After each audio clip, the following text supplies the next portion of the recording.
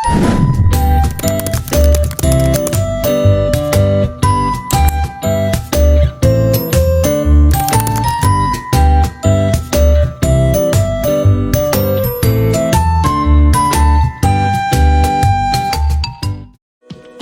teman-teman semua, selamat datang dalam video animasi pembelajaran mengenai diksi.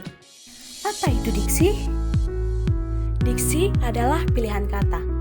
Pilihan kata merupakan kegiatan untuk memilih kata secara tepat dan sesuai dalam mengungkapkan maksud dan tujuan kepada penyimak atau pembaca, baik secara lisan maupun tulisan. Selanjutnya jenis-jenis diksi, di mana jenis-jenis diksi terbagi menjadi 3, yaitu 1 berdasarkan makna, 2 berdasarkan konteks, dan 3 berdasarkan struktur leksikal. Yang pertama berdasarkan makna, terdiri dari denotatif dan konotatif. Di mana denotatif adalah makna sebenarnya atau objektif dari sebuah kata. Contohnya, rumah itu terbuat dari kayu.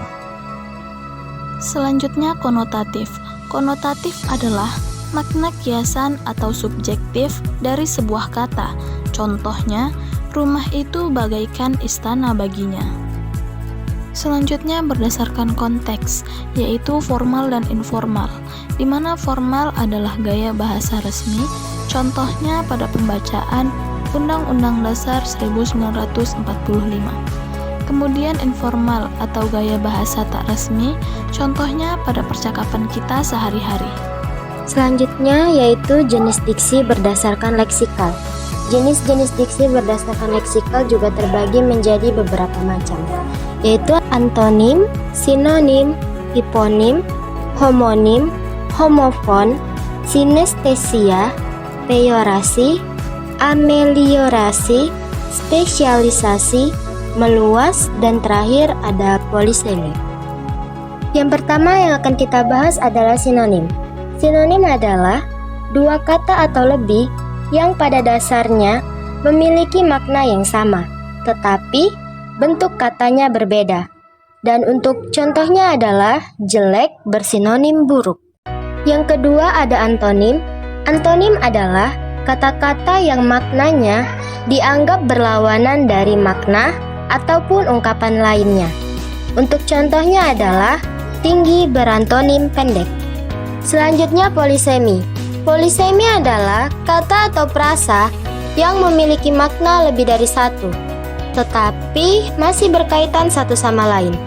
Contohnya adalah batu itu mengenai kepala adik, di mana kepala di sini bermakna anggota tubuh.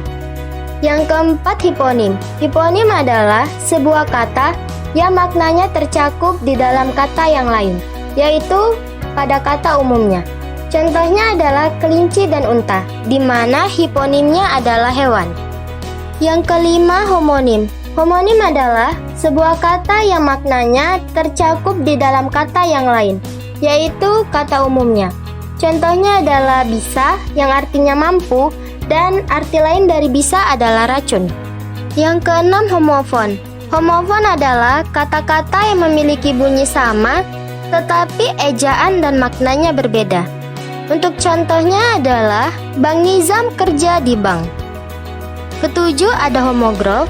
Homogrof adalah suatu kata yang sama tulisannya, namun bunyi dan maknanya berbeda. Untuk contohnya, sebelum apel pagi, Rima makan apel. Yang kedelapan sinestesia. Sinestesia adalah pergeseran atau perubahan makna indera dalam satu kalimat. Contohnya, suaranya lembut sekali. Yang kesembilan ada peyorasi. Peyorasi adalah makna kata yang mengalami penurunan nilai rasa kata daripada makna kata pada awalnya. Contoh gerombolan, di mana makna awalnya adalah orang-orang yang berkumpul atau bergerombol, sekarang artinya berarti orang-orang pengacau. Yang kesepuluh ada ameliorasi. Ameliorasi adalah kata yang awalnya memiliki makna yang kurang baik, tetapi kini mengandung pengertian yang baik. Contohnya, wanita lebih baik nilainya dari perempuan, istri lebih baik nilainya dari bini. Terakhir spesialisasi. Spesialisasi adalah golongan kata yang awal penggunaannya digunakan dalam hal umum, tapi sekarang terbatas untuk keadaan saja. Contohnya adalah sastra. Dahulu kata sastra digunakan untuk mendefinisikan banyak hal, tetapi saat ini kata sastra hanya digunakan untuk mendefinisikan sesuatu yang berbau dengan fiksi. Ciri-ciri diksi.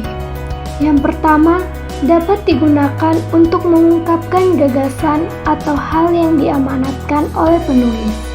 Yang kedua, dapat digunakan untuk membedakan nuansa makna dengan bentuk yang sesuai terhadap situasi, gagasan, serta nilai rasa pembaca.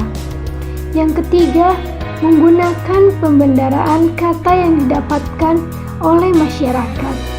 Bahasa yang digunakan dapat menggerakkan atau memperdaya kekayaan menjadi suatu kata yang jelas. Yang keempat, penggunaan kata yang tepat dan sesuai dalam mengungkapkan maksud dan tujuan kepada pembaca atau pendengar. Yang kelima, membantu menghaluskan kata serta kalimat agar terasa lebih indah. Yang keenam, memiliki kesesuaian dengan kesan yang diinginkan. Yang ketujuh, memiliki kesesuaian dengan tingkat pendidikan dan keahlian pembaca atau pendengar. Yang kedelapan, memiliki kesesuaian dengan situasi, keadaan, dan tujuan diksi. Fungsi dan tujuan diksi. Yang pertama, menyampaikan makna dengan tepat dan jelas. Yang kedua, menghasilkan kalimat yang efektif dan efisien. Yang ketiga, menciptakan komunikasi yang baik dan benar. Yang keempat, membentuk wujud ungkapan gagasan yang tepat sehingga menyenangkan penyimak atau pembaca. Yang kelima, menghindari dan mencegah perbedaan persepsi atau interpretasi. Yang selanjutnya yaitu ketepatan kata diksi. Yang pertama, penggunaan kata bersinonim. Contoh kalimatnya yaitu, pencuri itu sudah ditangkap. Dengan kalimat pencuri itu telah ditangkap, kata telah lebih banyak digunakan pada tulisan, sedangkan kata sudah lebih banyak digunakan dalam beragam lisan. Yang kedua, membedakan makna denotasi dan konotasi dengan cermat. Contohnya yaitu dalam makna konotasi adalah Renata mempunyai sifat seperti malaikat, yang artinya Renata adalah seseorang yang memiliki hati tulus, lembut, dan menjadi pelindung bagi orang di sekitarnya. Yang ketiga, membedakan makna kata secara cermat, kata yang mirip ejaannya. Contohnya, interferensi yang artinya saling mempengaruhi, dan inferensi yang artinya kesimpulan. Ada syarat yang artinya penuh atau bunting, dan syarat yang artinya ketentuan. Yang keempat yaitu menggunakan kata abstrak dan konkret secara cermat. Contoh dalam kata abstrak yaitu konseptual, yang misalnya pendidikan, wirausaha, dan pengobatan modern. Dan contoh dalam kata konkret atau kata khusus misalnya mangga, sarapan, dan berenang. Yang kelima, menggunakan kata yang berubah makna dengan cermat. Misalnya isu. Dalam bahasa Indonesia berarti kabar yang tidak jelas asal-usulnya, kabar angin, desas-desus. Dan yang kemudian yang keenam, menggunakan kata umum dan kata khusus secara cermat. Untuk mendapatkan pemahaman yang spesifik, karangan ilmiah sebaiknya menggunakan kata khusus, misalnya mobil yang artinya kata umum, Portuner yang artinya kata khusus.